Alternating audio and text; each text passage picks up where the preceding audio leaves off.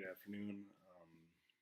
This is my TED Talk on why collegiate athletes should be paid. Um, have you ever wondered, have you ever thought about a week in your life where you have put in over 40 hours a week and yet still had more to do for school, sports, any other hobby that you had, but you had to get it done? You spent over 40 hours a week doing that. Did you ever think that was unfair? Did you ever think that maybe I should be compensated for this? Maybe I should get something for this? Well, that's exactly the feeling that college athletes do get and should be getting. And um, I'm going to talk a little bit about why they deserve to be paid. And in fact, um, there are many reasons why. Um, but one thing is collegiate athletics are some of the most popular sports in the world. They are viewed throughout the year between football season, basketball season, whatever it may be. Very a lot of views in these sports, and these athletic programs have become very profitable over these years. Um, some professional clubs and organizations don't even make as much money as some of these collegiate programs are making. Um, However, no college athlete is paid for their services. Yes, they do. They do get full ride scholarships, but that doesn't cover all the expenses that a student athlete has. Just because they're receiving a scholarship for athletics doesn't mean that it's cash in their pocket. Um, some of these students, on top of whatever sport they're in, um, they have to work to get their money. They do get an allowance, but they don't get it as much as you would think that is needed to go out. Um, so the average American full-time work contract usually stipulates that the employee will work between the hours of 8 a.m. and 5 p.m. 5 days per week. And this bases the salary around 40 hours in the work week. So if the average NCAA college football player in Division One spends over 40 hours a week on their game, then they are working the same amount as those full-time employees do. These hours are distributed over the training sessions, games, travel, and other required sessions that the student athletes must attend in order to remain on the team and keep these scholarships. But college athletes are not required to simply play sports 40 hours a week. Their schedule also includes a full-time college schedule that they must maintain if they want to stay in school and continue to play these sports that they do enjoy.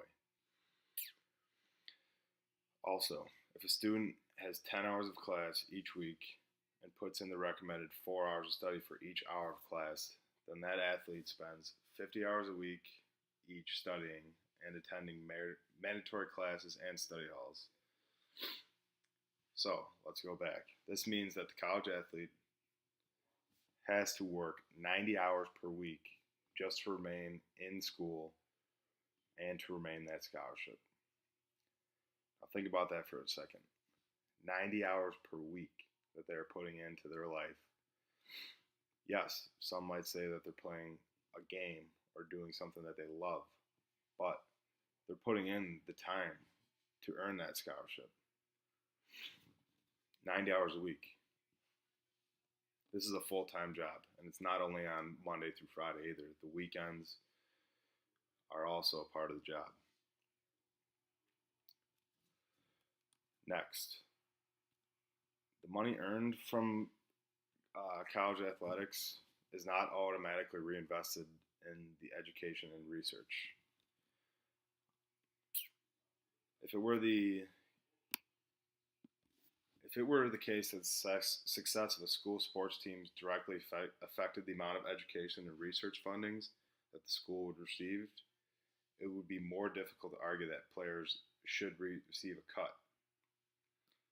After all, they would be contributing to a school that was helping pursue their educational and professional goals. Unfortunately, this is not the case. Most of the vast revenues taken in by these college athletic programs every year do not go directly to the classrooms of the university at all. Um, if they did, big schools like the University of Texas and the University of Alabama would have more academic opportunity than any school in America because of how much money they make on their athletic programs. Instead, the profits of the athletics are shared between the administrators, the coaches, athletic directors, but no players. Sometimes the money actually is taken from the school to fund these sports. For example, here, the University of Tennessee took $18 million out of its scholarship and fellowship funds and decided to invest it in the athletic department instead. At the time, the school was looking for new coaches, and the kind of capital would have attracted prominent names to the school. The school has also announced that it did not intend to replace these funds itself, and instead were hoping that the private gifts and donations would make up for the loss that they thought they were taking. So this is not the story for every school, of course. The University of Alabama has contributed a portion of its football proceeds to funding not only athletic scholarships, but to funding non-athletic scholarships as well. However, the investment that they're making still does not reflect the net worth of what the football team brings in yearly, which is suggested to be well over $100 million. So that's a pretty crazy number. And even when they are saying that they're putting in funding to non-athletic scholarships, it's still not adding up.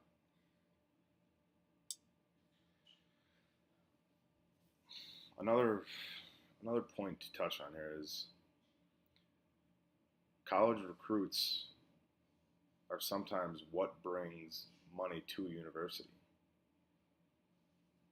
For example, when a college athlete gets famous or does something that gets noticed by millions of people, their school makes money. Does the student athlete that has brought the school this fame get any royalties, anything? No. Student athletes can fill a stadium with fans that bring a university millions of dollars a week. And saying that, colleges can be more selective in their admittance procedures after these student athletes make their school more famous or successful. Many of these universities fall from the top 10 colleges in the world or even in the country. Yet they are able to run admission procedures and charge tuition rates that reflect those of Ivy League institutions just because of the fame that one college athlete has brought them. So don't you think a college athlete like that that's bringing all these students in, all this revenue, should be compensated for this? The year that Boston College's quarterback won the Heisman Trophy, the number of students that were asking for admission to the college grew by 25 points in one single year because of that Heisman winner. People wanted to go because there was a famous person that went there and had just recently went there. The average ACT score of the freshman admitted that year jumped by 110 points. So this was Doug Flutie, and this was back in the 80s. So even back then, it was still happening, and it's a big concern of why these athletes should be paid. College sports teams do so much for the school, it's marketing for them as well. Jerseys, merchandise. Schools will use that famous player's number. They won't put the name on the back of the jersey, and they'll sell millions of dollars in revenue, or merchandise, on that specific number because it's associated with that player. That player doesn't see any money in that, none of that. But yet, they're the reason, their fame and their success is the reason that these schools are making that money.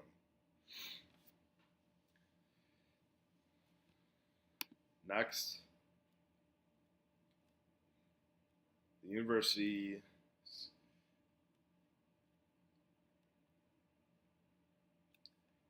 So, like I said, college sports generates billions of dollars a year through the media, ticket sales, and merchandise.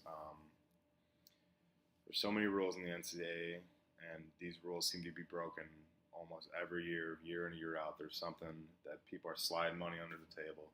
So it's happening regardless. So why are we trying to hide this? Why are we? This is obviously incentive for why these players play. Why don't we just make this out in the open? Why don't we make this part of the thing? Yes, you could say that the men's soccer team doesn't make as much as the men's football team based on popularity of the sport. But still, they're still selling jerseys. They're still selling soccer merchandise. It might not make as much money as what the football team does, but it's still making them money. So both athletes deserve some sort of pay for it. It's the same thing with the jerseys. These athletes become symbols for their school, and it's the same way that pro athletes become symbols for their organization. Yet these pro athletes are paid millions and millions of dollars just for having their name on a jersey and selling. Even if they're not that good and they're a popular player, their jersey will sell and they'll see royalties for that. College, not quite. So in saying that, these universities generate billions of dollars. The NCAA is a $10.6 billion industry. They don't give any pay at all to their collegiate athletes. Now, my call to action is something that is difficult in saying, but it has a lot of upside to it. I'm not saying to pay these collegiate athletes millions of dollars for what they do. They do get a full ride scholarship. Yes, that's great for their athletic ability. However, with the amount of time that they're putting in, like you said, 90 hours a week, putting in the school hours, going to school, yet spending 40 hours a week on their sport, I think they deserve some compensation. Yeah, you might say they get an allowance, but is it enough to fill their pockets? No, they have a life too. Secondly, the money that's generated, the amount of money that's generated by these schools, you would think that they would get some portion. No. Do you think the non-scholarship thing? Yeah, they might get a little, but it doesn't add up. The amount of money that the college athletic programs are making does not add up to how much they could be giving. A college program could be making $1 billion a year. They could spread that out through the other sports. So they're not making their worth. They're spending an abnormal amount of time on their sport to make these schools money. And also the merchandise. They sell millions of dollars of merchandise, ticket sales, jerseys, and yet they don't see one lick of it. So my call to action is to pay these college athletes a seasonal allowance. So not like $1 million a year. I was thinking more in the $2 to $5 grand per athlete. Now that sounds like a lot, but with the amount of money, $10.6 billion industry, I think it can be done. These athletes could be paid that. It wouldn't hurt the school. It would make school would still make a lot of money, and the students would be compensated for the amount of work that they put in, the 90-hour work weeks, and for bringing the school millions and millions of dollars of